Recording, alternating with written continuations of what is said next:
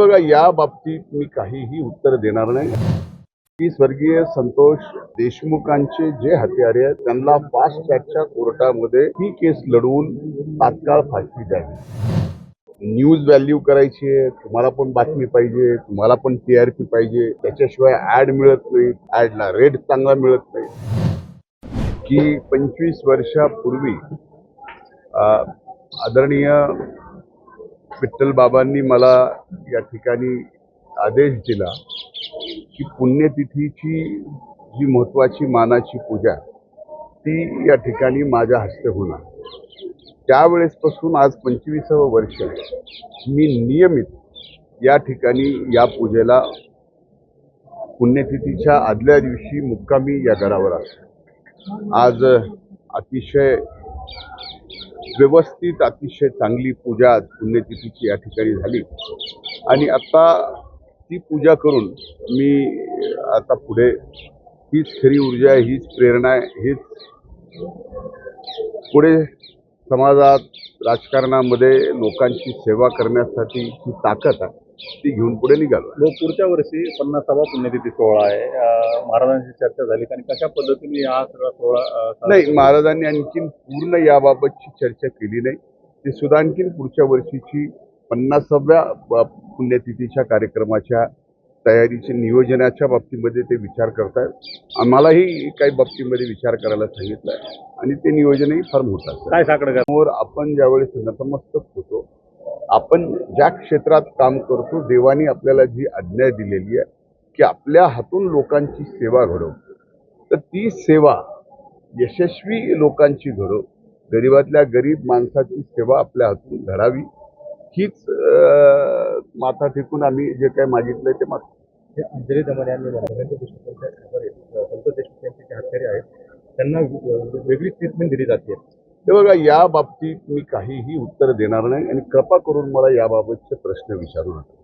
मी स्पष्टपणानं सांगितलंय की स्वर्गीय संतोष देशमुखांचे जे हत्यारे आहेत, ज्यांनी निर्गुण हत्या केली आहे, त्यांना फास्ट ट्रॅकच्या कोर्टामध्ये ही केस लढवून तात्काळ फाशी द्यावी।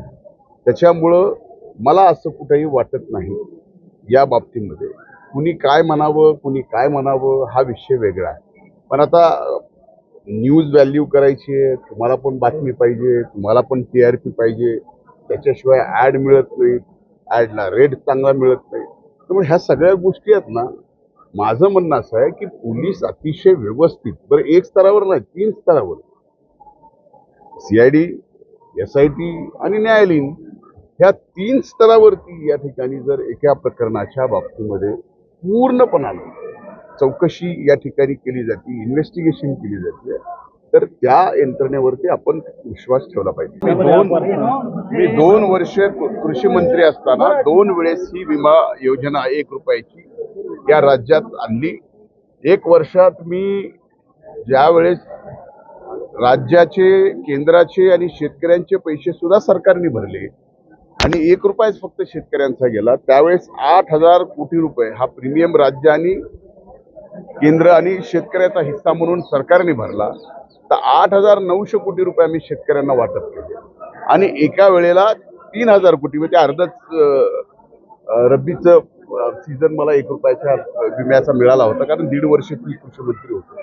11,000 कोटी रुपये आपण 1 रुपयाच्या पीक विम्यातून शेतकऱ्यांना दिले। आता त्यावेळेस ह्या कंपन्या काही शेतकऱ्यांना जाणीवपूर्वक अडचणीत आणण्यासाठी प्रयत्न करत असताना मीच माननीय आयुक्तांना एक पत्र दिलं होतं की जर अशा पद्धतीच्या पीक विमा कंपन्या अडचणीत आणत असतील, तर जसं काही राज्य पीक विमा कंपनीच्या या योजनेच्या बाहेर गेलेत, मग गुजरात असेल, अनेक असतील, तसं वेगळा पर्याय शेतकऱ्यांना विम्याऐवजी वेगळा पर्याय देता येऊ शकतो का? तर आयुक्तांच्या, त्यावेळेसच्या कृषी आयुक्तांच्या अध्यक्षतेखाली एक वेगळ्या पर्यायाचा विचार होऊ शकतो का, यावर अभ्यास करून त्यांनी अहवाल द्यावा, एवढं मला माहिती आहे, याच्या पुढे मला माहिती नाही। देश विदेशातील प्रत्येक घडामोडींचे लाईव्ह अपडेट मिळवण्यासाठी आता साम टीव्हीच्या सर्व सोशल मीडिया प्लॅटफॉर्मला लाईक, फॉलो आणि सबस्क्राईब करा। तसंच सर्व नोटिफिकेशनसाठी बेल आयकॉन प्रेस करायला विसरू नका।